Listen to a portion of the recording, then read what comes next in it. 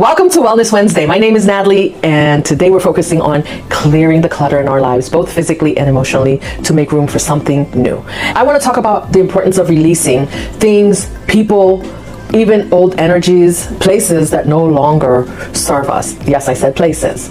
Let's get into why this is so crucial for your overall health, mentally and physically and emotionally, all around. Have you ever held on to old phone numbers, pictures, or mementos from past relationships? I'll wait. And you held on to them even though you knew that you were ready to move forward. Do you know that holding on to this creates emotional clutter? If you're looking to bring new joy and opportunities into your life, how can you make space for them when you're still holding on to the pieces of the past?